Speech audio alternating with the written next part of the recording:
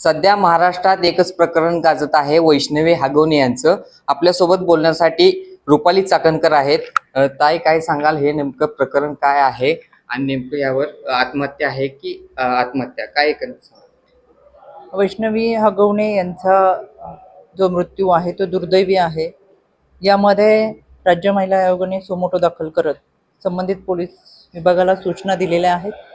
यामध्ये कायदेशीर कारवाई करावी. त्या अनुषंगाने यामधील आरोपी, यापैकी 3 आरोपी अटकेत आहेत, 2 आरोपी फरार आहेत. त्यांचा तपास सुरू आहे. या अनुषंगाने मला आवर्जून सांगायचंय, राजेंद्र हगवणे हे राष्ट्रवादी काँग्रेस पक्षाचे कोणतेही पदाधिकारी नाही, पण त्यांचा मुलगा पक्षाचा पदाधिकारी आहे. आणि या सगळ्या घटनेमध्ये 6/11/2024 मध्ये राजेंद्र हगवणे यांची कन्या करिश्मा हगवणे यांनी राज्य महिला आयोगाकडे एक तक्रार दाखल केली होती.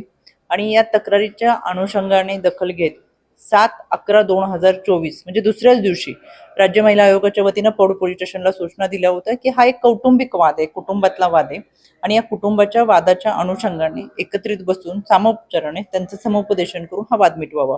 पौड पोलीस स्टेशननी देखील तातडीने या कुटुंबाला एकत्रित बोलून त्यांच्यामधला जो काही वाद आहे, आणि तो वाद भाऊ आणि भाऊजाईचा असा होता, म्हणजे बहिणीचा, हा भावाच्या विरोधातला होता. आणि या अनुषंगाने त्यावेळेस त्यांनी कारवाई करत हा वाद मिटवला होता. वैष्णवीची आता जी आत्महत्या झालेली आहे त्याच्यामध्ये कोणत्याही पद्धतीची तक्रार त्यांच्या माहेरच्या लोकांनी किंवा स्वतः वैष्णवी यांनी आमच्याकडे केलेली नव्हती. पण यामध्ये ही घटना समजला आम्ही राज्य महिला आयोगाच्या वतीनं तातडीने सुमोटो दाखल केलेला आहे.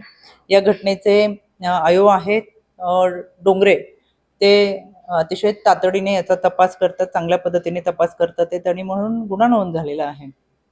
या गुन्हा नोंद होत असताना आरोपींना तर शिक्षा होईलच, पण जे फरार आरोपी आहेत त्यांच्यासाठी 4 पथक, म्हणजे स्वतः पोलिसांचं असेल, सायबरचं असेल, क्राईमचं असेल, अँटी गुंडा टीम असेल, ह्या सगळ्या कार्यरत आहेत, जेणेकरून हे फरार आरोपी आहेत त्यांचा तपास घेऊन त्यांच्यावरती सुद्धा कारवाई ही केली जाईल.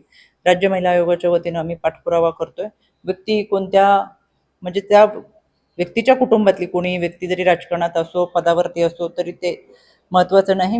शेवटी गुन्हेगारी प्रवृत्ती आणि त्याचा नायनाट करणं, याच्यासाठी आपण कायद्याच्या चौकटीतून काम करत आहोत.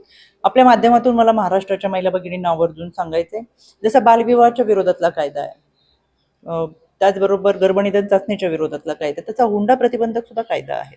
त्याच्यामुळे जर मुलगी देत असताना, खरं तर मुलींना आपण तळहाताच्या पोडासारखं जपतो, त्यांना मोठं करतो, शिक्षण देतो, आणि आपली स्वप्न सुद्धा त्यांच्याबरोबर असतात. ती स्वप्न साकार होण्यासाठी आपण प्रयत्न करत असतो. पण तिचं लग्न जर करत असताना कोणी जर हुंडा मागत असेल तर मला आवर्जून सांगायचंय, हुंडा मागणाऱ्या व्यक्ती ह्या विकृतीने भरलेल्या आहे, त्यांची लालसा आहे, आणि त्यांची किती हाव पूर्ण केली तरी ती त्यांचं पोट भरणारं नाही.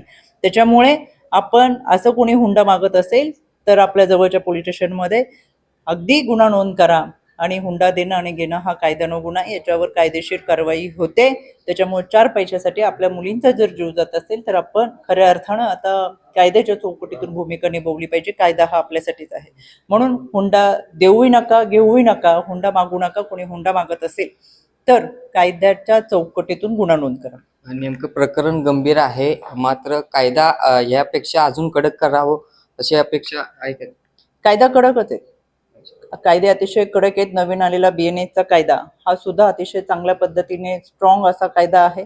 या कडक कायद्यांची अंमलबजावणी देखील होते, आणि म्हणूनच हे हगवणे परिवारावरती गुन्हा लगेच नोंद झालेले आहेत. तालुका अध्यक्ष अजूनही फरार आहे, पोलीस शोध घेत आहे, मात्र अजून पोलिसांना सापडलेलं नाही. मला दुरुस्त करायचं, मी तुम्हाला परत सांगते, ते तालुका अध्यक्ष नाही आहेत, ते कोणत्याच पदावर नव्हते, ते पक्षाचे पदाधिकारी नाहीत. त्याच्यामुळे आपण आपल्या ह्याच्यामध्ये दुरुस्त करा. आणि शेवटी कोणी कुठल्या पक्षाचं असू दे, शेवटी गुन्हेगारी प्रवृत्ती आहे, विकृती आहे, आणि ती टेस्टली पाहिजे. त्याच्यामुळे त्यांच्यावर कारवाई होईल.